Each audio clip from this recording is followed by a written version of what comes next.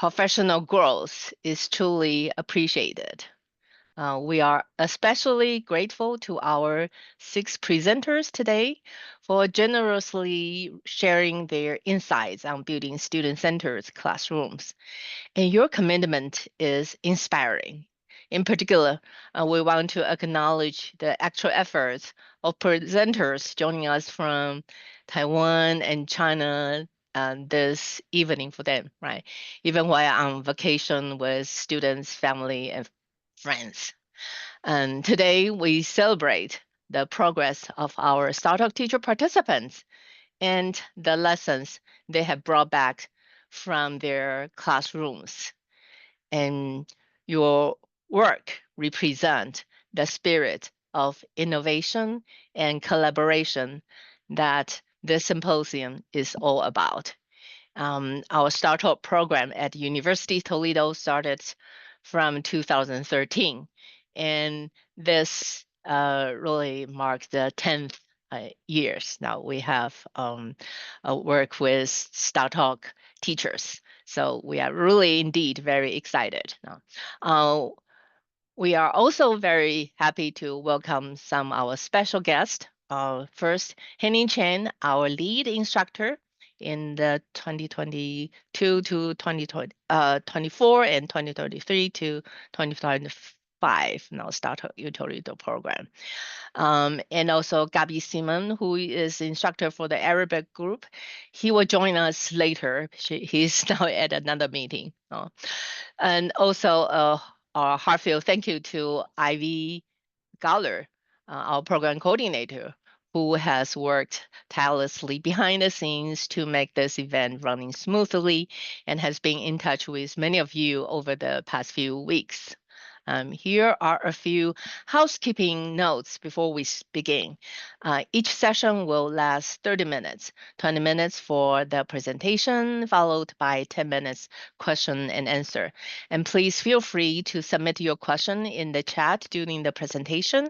We encourage everyone to participate during the Q&A session. Segment. And this session is being recorded and will be shared with fellow educators for continuing learning. We hope this final session will be enriching, engaging, and inspiring. And don't forget, we'll hold our raffle drawing at 1 p.m. Eastern Standard Time. Participants who join the discussion will have a higher chance to win a prize. All right, so let's get started. First, we welcome Chao Jenpei 老师. Her talk today is Performance Toward Proficiency, Tasks Requiring 3 Modes of Communication. All right, thank you. Good morning, good afternoon, good evening.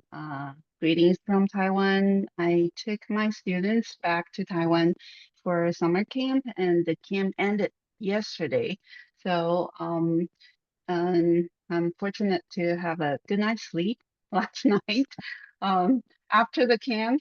So hopefully my brain will function better this time. I'm gonna share my screen and start my presentation. All right. So my topic today is designing performance tests with 3 modes of communication. So I have 2 can-do statements for my presentation. The first one is hopefully everyone will understand the essentials of performance tests. And the second one is identifying the 3 modes of communication of each task. So I prepare to share 2 tests depending on the time. If we have time, I'll get into the second one. So I'm gonna start talking a little bit of achievement task. Okay, so achievement task meaning what students knows and what students have learned. Students knowing the vocabulary and the structures does not equal to their ability to use the language in real life. An example is that students often learn how to write a vocabulary in Chinese and make sentences using a certain sentence structure. But when they go to the target language country, in my case, either Taiwan or China, can they really ask for price, negotiate the price, and complete their purchase when they want to purchase an item? So that's the question about their ability to use their language. So even if students practice in class on using this is another example, using Kuai, meaning fast or quickly, by making phrases with a character. But when there is an emergency, can the student say, hurry up in Chinese? So it's something for us all to consider to introspect or teaching. A little bit of performance task. So let's talk about the characteristics of a performance task really quick. A performance task meaning that the task simulates real life situation so that students can use the language when the situation arise. The second one is um, using can-do statements means helps teacher to keep in mind that we will design the lesson not by the vocabulary and sentence structures, but know how they can use the language. The third one is to aligning with can-do statements, meaning that how students can use the language, but not how much they remember. Okay. And the fourth one, real world and meaningful context, meaning the real world and meaningful context preparing students to use their language so that they can handle a situation when the situation arises. Okay. So next slide, we will talk about designing performance tests. So what is the end result? The end result uh, resembled the evidence of the backward design. So, and the second one is how to evaluate students' performance. I will show an example in the following. Oh, I'm sorry. Another question I would like to raise is we should consider what modes of communication will be involved in the performance task that we design and how to scaffold the instructions and practice. Okay. So this is an example that I used in my classroom. The topic is Mid-Autumn Festival. Okay. So the can-do statement that I wrote for the students are the first one, students can say the customs of Mid-Autumn Festival. The second one is students can recap the story of 嫦娥奔月, 嫦娥 flying to the moon. Okay, oftentimes when we teach students on cultural subjects, we use English to teach the subject, but without the target language. So the example I use is how I teach the cultural subject in Chinese only in the target language. A little bit of background. This sample, the students were level 7 students, so meaning they have been learning Chinese for 7 years in a Chinese school setting. That means that they go to Chinese school once a week for 2 hours. Okay. So on this subject, and you can see my can-do statements. And the end result and the evidence is that students will make a digital book of the story of 嫦娥奔月. So next up, I'm going to show you an example of how my students, one of the examples that of the digital book that my students make. Okay, so this digital book, this ebook, was made by one of my students. So she typed down the script, add the graphic, and also add the voice caption. So this is their project of the performance test of this subject. Even though the story is short, it contains only 2 pages. But we will revisit after when I share my rubrics to evaluate um, uh, students' product of this ebook.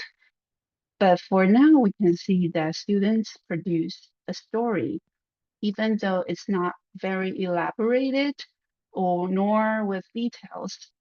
But students did follow the storyline of the story. Okay, so let's go back to my slides, and then we will talk about um, my rubrics. So this is on my. I'm sorry, I forgot to share my screen. Okay, this is my presentation.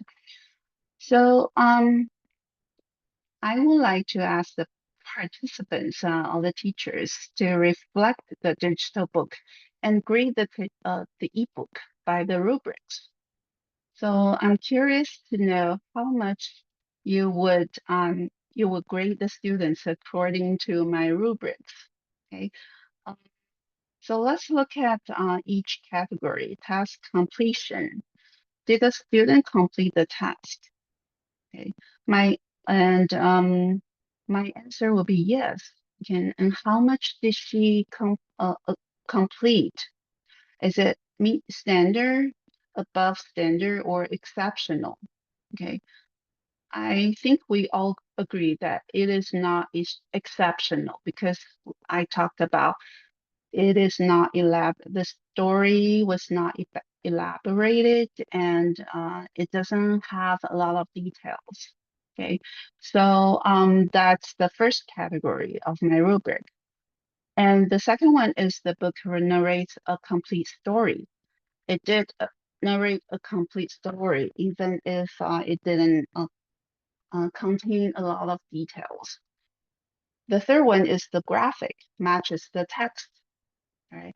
So the graphic did matches the text. So in this case, I will give her meet standard. Right. That translate to a 3. Okay. And the voice caption correctly reflects the text. So let's go back to the digital book. And then I will allow me to share the voice caption. Okay, so looks like the voice caption isn't working, so we will skip that part. So um, when I listened to her book, the voice caption did correctly reflect the text that she typed in, right? So that's how I grade the project. Okay, and then let's talk about how I scaffold the instruction and guide the students through practice. The first step, I show a video clip in Chinese about the story. And then while looking at watching the video clip, the students take notes on what they saw. And then after the video clip, we discuss the students' note and comparing their notes. And this part, their discussion, their note taking is very limited to WH questions. They need only to take what is the story, when, when does it happen, and who was the main characters, and etc. So, and third step is the students will complete after the note-taking discussion. The students will complete a infographic worksheet, uh, and let's see the worksheet. Okay, so you can see the worksheet guided students to come up with the plots, the characters, the time, and where it happened. And then the story has a beginning, middle, and end, and then the conclusion. For the conclusion part, students can write down their thought on the story and to provide their thought. um, they could um, they could write whether they like it or what they wish the student ends.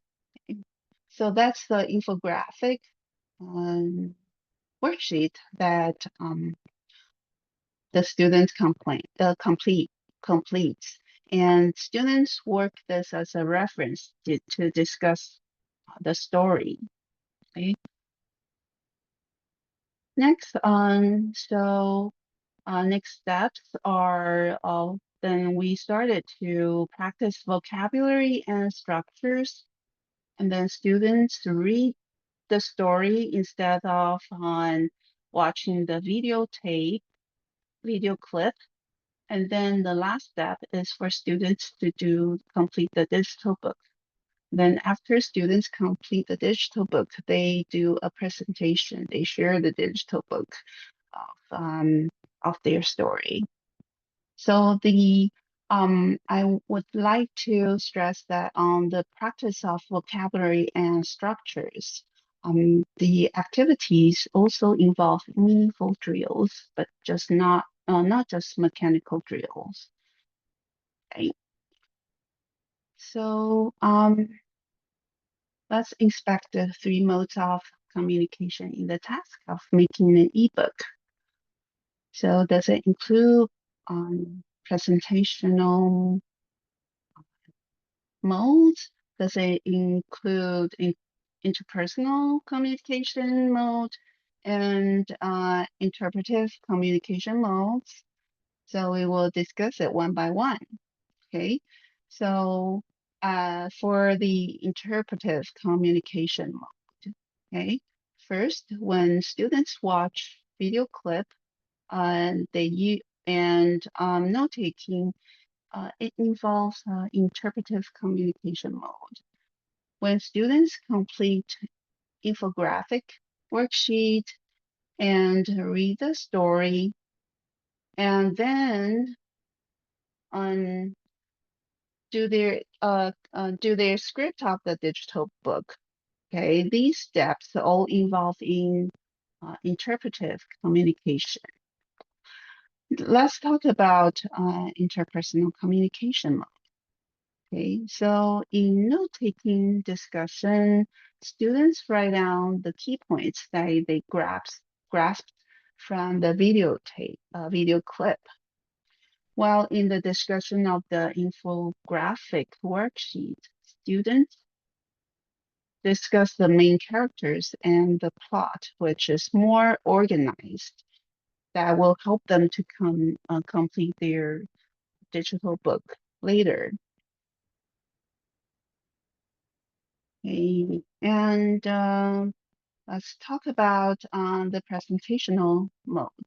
Okay, so it's very evident that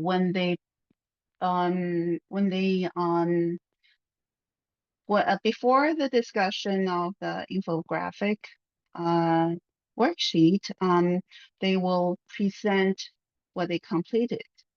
That was in presentational communication mode. And when they present their I'm sorry, okay, let's go back. So when they present their digital book, so they they are involved in presentational communication mode.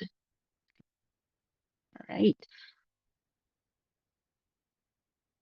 So next question will be how about the vocabulary and structures? Okay. I always like to include meaningful drill, but not just mechanical drills. For example, when we practice 长生不老 the vocabulary, we discussed if students would like to be immortal. Right? One of the students said that she would not because that she will be lonely because all her friends would die before her. It means that the students have comprehension of the vocabulary, but not just memorize it. So that's how would I would like to lead the students to practice the vocabulary and structures. And I see that my 20 minutes is it's all over, and I don't see. Do we have any questions in the chat? Yeah, so far we don't have any question yet.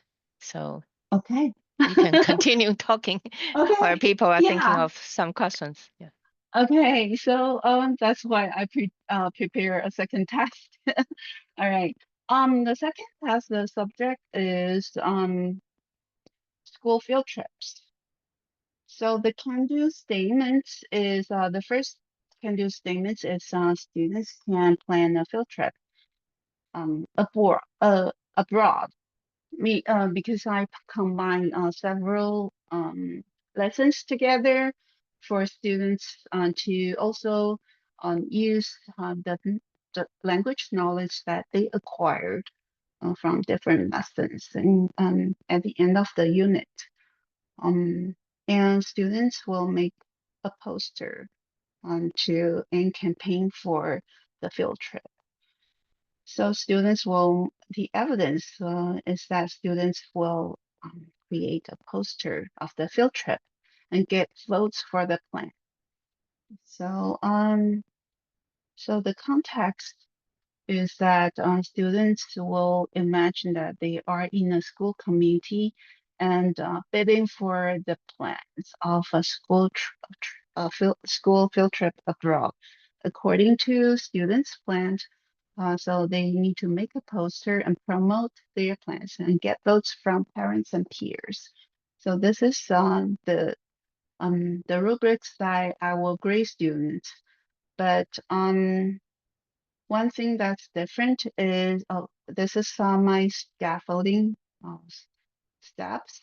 So students will see several sample itinerary and then discuss what they like, what they don't like, and at the same time they will think about what they would like to include their poster.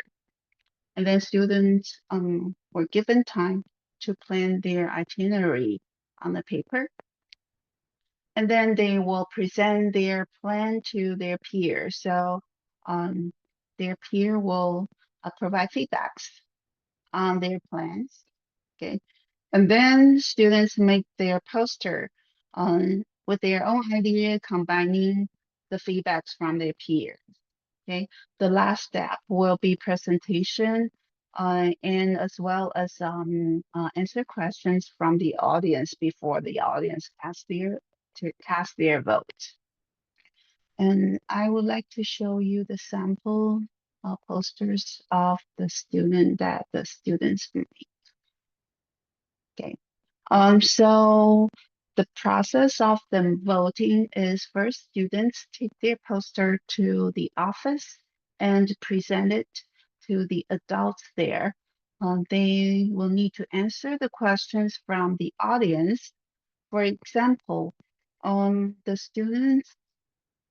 students wanted to plan the students plan the trip to Germany says that they will stay there for 100 years. So the parents will have questions on that part, meaning asking for the logistics. of how students are going to stay in Germany for 100 years, what they would need to bring. So the students need to answer all the questions from the parents.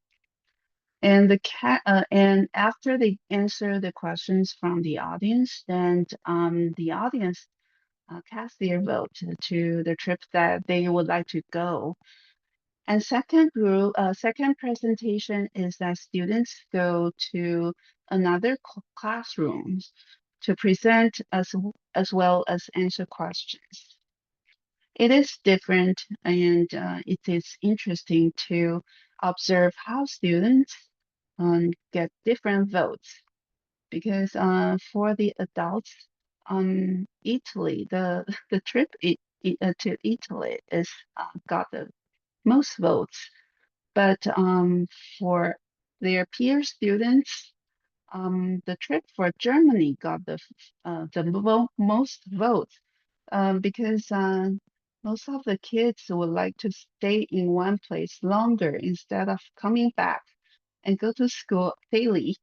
So it is interesting how the results turned out. So on the last part, I would like to share and to retrospect as to by looking at all the um, Startalk principles.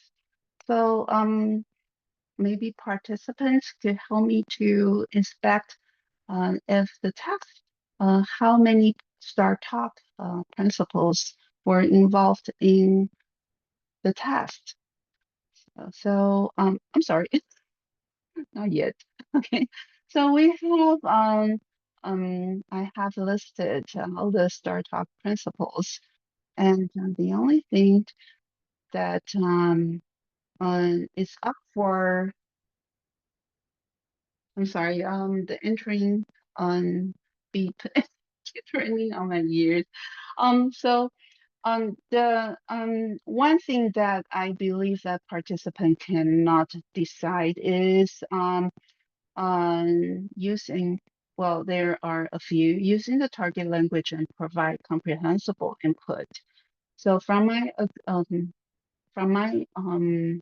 experience, I been practicing using target language and provide comprehensible input. As you can see, all the materials were provided in target language, and students discuss and produce in target language. Another thing is that is facilitating a learner-centered classroom. So we can inspect my scaffolding steps that students did not just memorize and drilled on vocabulary and structure. They did a lot of engagement, and the task is designed focus on students, not teacher fronted, right? So I guess my time is about to end, and I would like to see if there's any question. I Yeah, see a big there was a lot. question about the Oh, app used for the digital book, and then we have oh, people yes, sharing the answers yes, yes. and It is Book student work. Creator. Yeah. Yeah, yes, yes. Okay.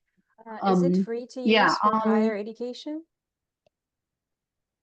I'm sorry. Could you say that again? Is it free to use in higher education? Um, they have both a paid version and free version. So I believe if you use the free version, there's a limit of book and library that you can create. Um, Mm-hmm. so if you want to upgrade and use the and create a lot of ebooks, so you might Okay. need to use the pay version. Okay, thank you. Sure. Yeah, it seems like it's a question from several teachers. Okay. Great. Thank Okay. you. All right. Thank you So so much. that's my sharing. Oh, thank you for listening. All right. So because of the time constraint, we need to move on to the next presenter.